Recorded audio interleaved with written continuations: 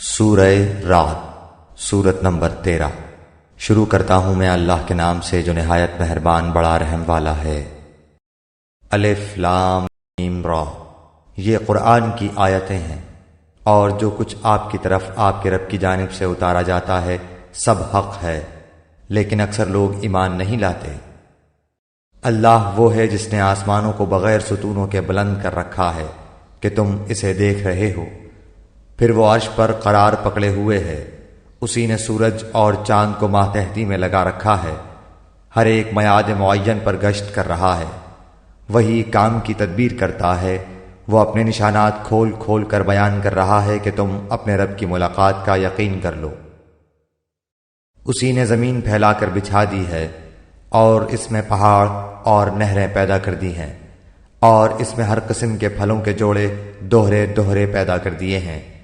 وہ رات کو دن سے چھپا دیتا ہے، یقیناً غور و فکر کرنے والوں کے لیے اس میں بہت سی نشانیاں ہیں۔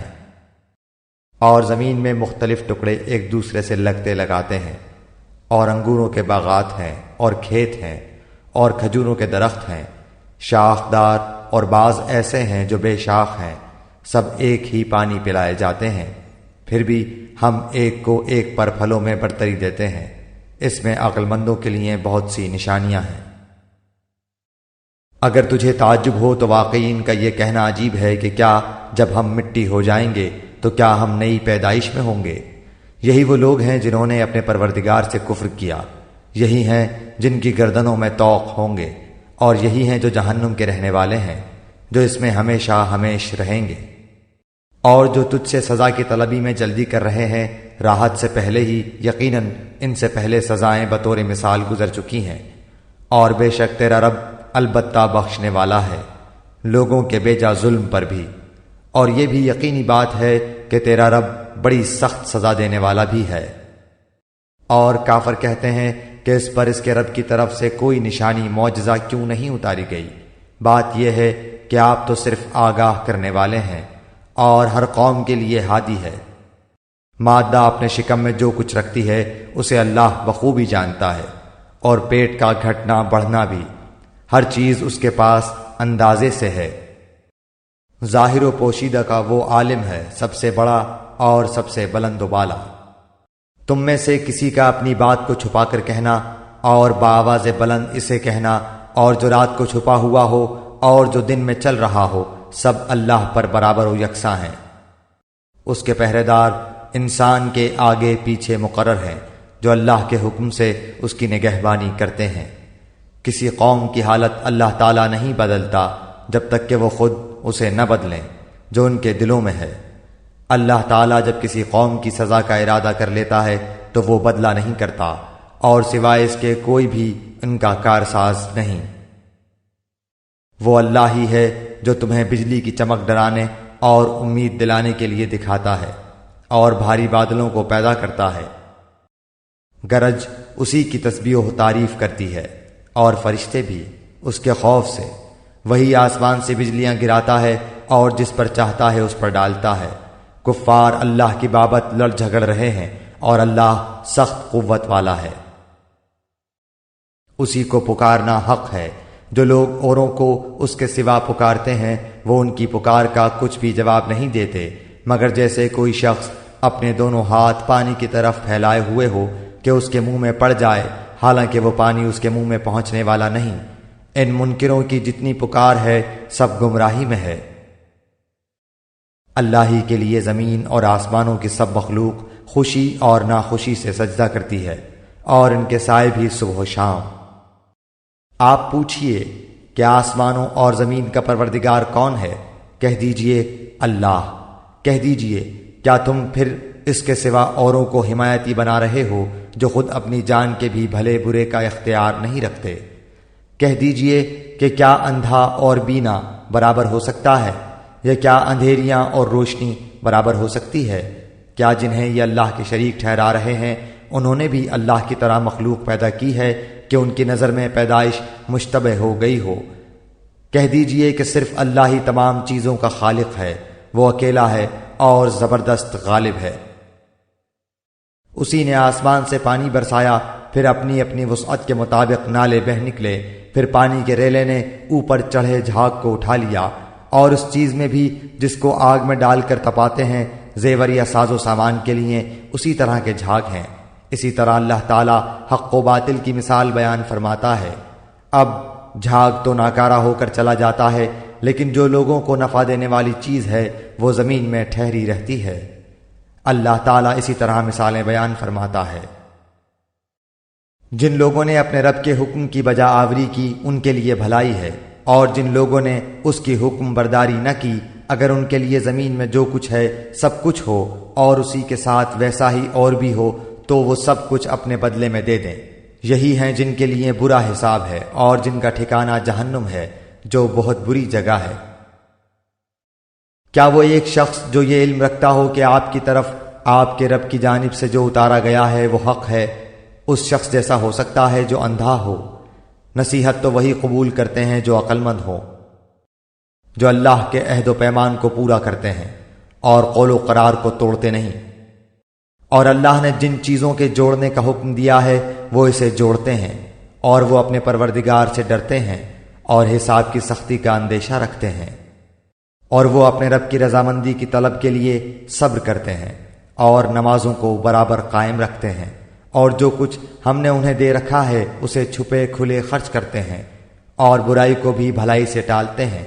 انہی کے لیے عاقبت کا گھر ہے، ہمیشہ رہنے کے باغات جہاں یہ خود جائیں گے، اور ان کے باپ دادوں اور بیویوں اور اولادوں میں سے بھی جو نیکوکار ہوں گے، ان کے پاس فرشتے ہر دروازے سے آئیں گے، کہیں گے کہ تم پر سلامتی ہو، صبر کے بدلے کیا ہی اچھا بدلہ ہے اس دار آخرت کا۔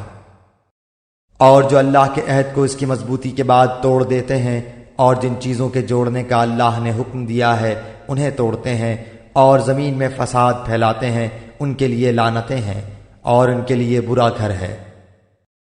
اللہ تعالیٰ جس کی روزی چاہتا ہے بڑھاتا ہے اور گھٹاتا ہے۔ یہ تو دنیا کی زندگی میں مست ہو گئے، حالانکہ دنیا آخرت کے مقابلے میں نہایت حقیر پونجی ہے۔ کافر کہتے ہیں کہ اس پر کوئی نشانی معجزہ کیوں نازل نہیں کیا گیا؟ جواب دے دیجئے کہ جسے اللہ گمراہ کرنا چاہے کر دیتا ہے، اور جو اس کی طرف جھکے اسے راستہ دکھا دیتا ہے۔ جو لوگ ایمان لائے ان کے دل اللہ کے ذکر سے اطمینان حاصل کرتے ہیں۔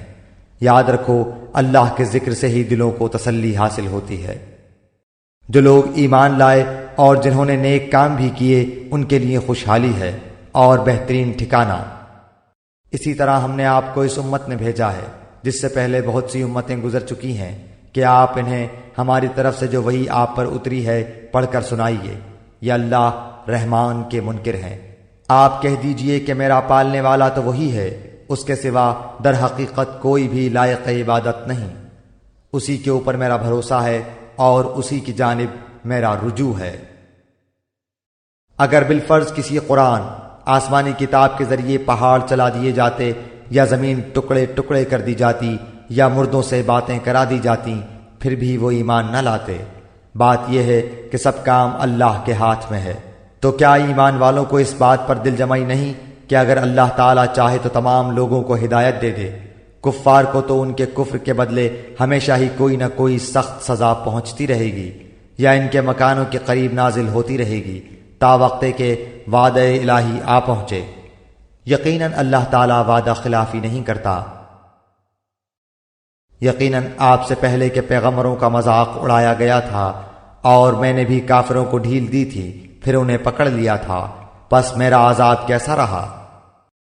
آیا وہ اللہ جو نگہبانی کرنے والا ہے ہر شخص کی اس کے کیے ہوئے اعمال پر، ان لوگوں نے اللہ کے شریک ٹھہرائے ہیں۔ کہہ دیجئے ذرا ان کے نام تو لو، کیا تم اللہ کو وہ باتیں بتاتے ہو جو وہ زمین میں جانتا ہی نہیں، یا صرف اوپری اوپری باتیں بتا رہے ہو؟ بات اصل یہ ہے کہ کفر کرنے والوں کے لیے ان کے مکر سجا دیے گئے ہیں اور وہ صحیح راہ سے روک دیے گئے ہیں، اور جس کو اللہ گمراہ کر دے اس کو راہ دکھانے والا کوئی نہیں۔ ان کے لیے دنیا کی زندگی میں بھی عذاب ہے اور آخرت کا عذاب تو بہت ہی زیادہ سخت ہے، انہیں اللہ کے غضب سے بچانے والا کوئی بھی نہیں۔ اس جنت کی صفت جس کا وعدہ پرہیزگاروں کو دیا گیا ہے یہ ہے کہ اس کے نیچے سے نہریں بہہ رہی ہیں، اس کا میوہ ہمیشگی والا ہے اور اس کا سایہ بھی۔ یہ ہے انجام پرہیزگاروں کا، اور کافروں کا انجام کار دوزخ ہے۔ جنہیں ہم نے کتاب دی ہے وہ تو جو کچھ آپ پر اتارا جاتا ہے اس سے خوش ہوتے ہیں، اور دوسرے فرقے اس کی بعض باتوں کے منکر ہیں۔ آپ اعلان کر دیجئے کہ مجھے تو صرف یہی حکم دیا گیا ہے کہ میں اللہ کی عبادت کروں اور اس کے ساتھ شریک نہ کروں۔ میں اسی کی طرف بلا رہا ہوں اور اسی کی جانب میرا لوٹنا ہے۔ اسی طرح ہم نے اس قرآن کو عربی زبان کا فرمان اتارا ہے۔ اگر آپ نے ان کی خواہشوں کی پیروی کر لی اور اس کے بعد کہ آپ کے پاس علم آ چکا ہے تو اللہ کے عذابوں سے آپ کو کوئی حمایتی ملے گا اور نہ بچانے والا۔ ہم آپ سے پہلے بھی بہت سے رسول بھیج چکے ہیں اور ہم نے ان سب کو بیوی بچوں والا بنایا تھا۔ کسی رسول سے نہیں ہو سکتا کہ کوئی نشانی بغیر اللہ کی اجازت کے لے آئے۔ ہر مقررہ وعدے کی ایک لکھت ہے۔ اللہ جو چاہے مٹا دے اور جو چاہے ثابت رکھے۔ لوح محفوظ اسی کے پاس ہے۔ ان سے کیے ہوئے وعدوں میں سے کوئی اگر ہم آپ کو دکھا دیں یا آپ کو ہم فوت کر لیں تو آپ پر تو صرف پہنچا دینا ہی ہے، حساب تو ہمارے ذمہ ہی ہے۔ کیا وہ نہیں دیکھتے کہ ہم زمین کو اس کے کناروں سے گھٹاتے چلے آ رہے ہیں؟ اللہ حکم کرتا ہے، کوئی اس کے احکام پیچھے ڈالنے والا نہیں، وہ جلد حساب لینے والا ہے۔ ان سے پہلے لوگوں نے بھی اپنی مکاری میں کمی نہ کی تھی، لیکن تمام تدبیریں اللہ ہی کی ہیں۔ جو شخص جو کچھ کر رہا ہے اللہ کے علم میں ہے۔ کافروں کو ابھی معلوم ہو جائے گا کہ اس جہان کی جزا کس کے لیے ہے۔ یہ کافر کہتے ہیں کہ آپ اللہ کے رسول نہیں۔ آپ جواب دیجئے کہ مجھ میں اور تم میں اللہ گواہی دینے والا کافی ہے، اور وہ جس کے پاس کتاب کا علم ہے۔